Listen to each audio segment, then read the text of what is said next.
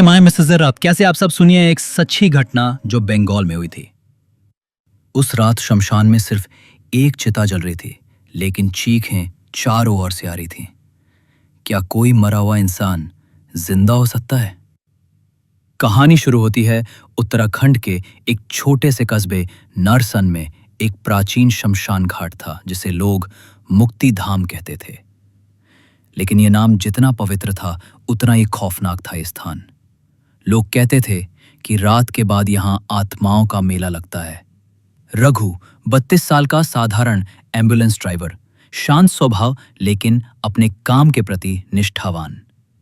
एक रात 2:30 रघु को एक फोन आया। एम्बुलेंस लेकर तुरंत मुक्ति धाम आ जाओ, एक बॉडी को चिता पे रखना है, रात में ही अंतिम संस्कार करना है। रघु चौंका। रात के 2:30? कौन रात में अंतिम संस्कार करता है? लेकिन सरकारी ड्यूटी थी, मना नहीं कर सका। रात का सफर और शमशान की दहशत, रघु एम्बुलेंस लेकर रवाना हुआ। उसके साथ एक नौजवान पंडित और 2 अजीब से आदमी थे। एक लंबा काला चोगा पहने और दूसरा चुपचाप बस बड़बड़ाते हुए। बॉडी एक जवान लड़की की थी, सफेद साड़ी में, चेहरा शांत लेकिन आंखें खुली हुई। रघु ने पीछे देखा और उसकी रीढ़ में सिहरन दौड़ गई। ये लड़की अभी अभी मरी है। लोगों ने जवाब नहीं दिया, बस बोले शमशान पहुंचने दो, वहीं सब होगा। शमशान और वो अकेली चिता। रात के 3:10 वे मुक्ति धाम पहुंचे। शमशान बिल्कुल सुनसान था, हवा में राख उड़ रही थी, एक पुराना पीपल का पेड़ जैसे सब देख रहा हो।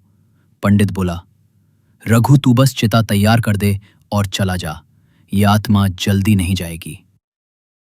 रघु ने चिता तैयार की, लकड़ियां रखी, बॉडी उस पर रखी गई। पंडित ने मंत्र पढ़ना शुरू किया। तभी अचानक चिता से एक अजीब सी हंसी गूंजी। क्या तुम सच में सोचते हो कि मैं जल जाऊंगी? सबके होश उड़ गए। रघु ने देखा लड़की की आंखें अब चमक रही थीं, उसके होंठ हिल रहे थे और उसके चेहरे पर दांत नजर आने लगे। ये क्या है? ये लड़की जिंदा है? रघु चिल्लाया। लेकिन पंडित बोला, ये कोई लड़की नहीं, ये निशाचनी है जो मरकर भी मरती नहीं। इसकी आत्मा अधूरी रह गई है। पुराना रहस्य खुलता है। पंडित ने बताया, 3 साल पहले इस लड़की का बलिदान एक तांत्रिक ने किया था ताकि वो अमर हो सके, लेकिन आत्मा अधूरी रह गई। अब ये हर पूर्णिमा पर किसी न किसी शरीर में प्रवेश करती है और चिता पर बैठती है, पर जलती नहीं। आज उस आत्मा को जलाना जरूरी है, वरना मुक्ति धाम में सैकड़ों आत्माएं हर रात जल उठेंगी।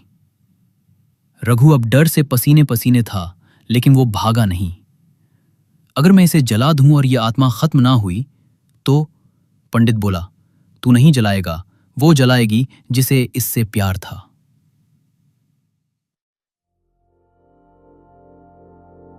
प्रेम और मृत्यु का रहस्य। तभी रघु की आंखें नम हो गईं। ये लड़की मीरा है, मेरी मंगेतर। 3 साल पहले अचानक गायब हो गई थी, कोई सुराग नहीं मिला। पंडित ने उसकी ओर देखा।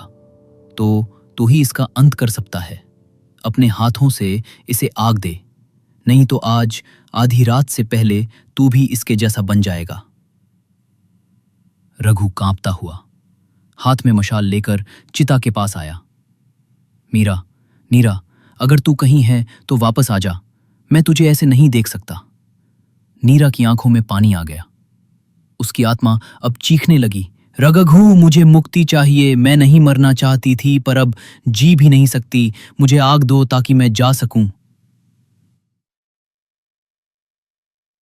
मृत्यु की आग और आत्मा की मुक्ति। रघु ने कांपते हाथों से चिता को अग्नि दी।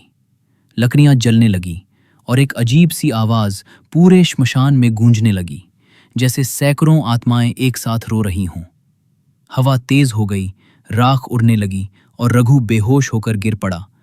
सुबह का चमत्कार। जब उसकी आंखें खुली, सुबह हो चुकी थी, चिता जल चुकी थी, लेकिन वहां अब राख भी नहीं बची थी। पंडित, बाकी लोग सब गायब थे। बस पीपल के पेड़ की छाया में एक सफेद कागज रखा था। धन्यवाद रघु, तुमने मुझे मुक्ति दी। अब मैं हर रात तुम्हारे सपनों में मुस्कुराऊंगी, लेकिन कभी डराऊंगी नहीं।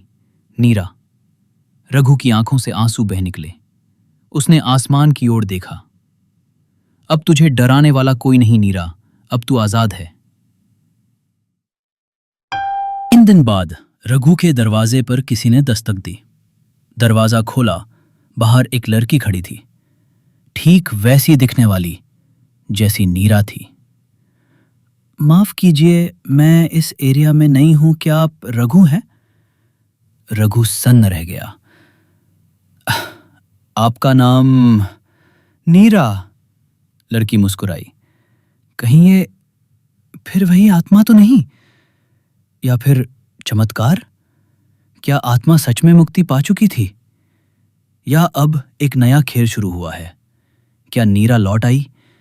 या ये नई कहानी की शुरुआत है? जानने के लिए चैनल को सब्सक्राइब करें। अगली रहस्यमयी कहानी जल्दी ही आ रही है।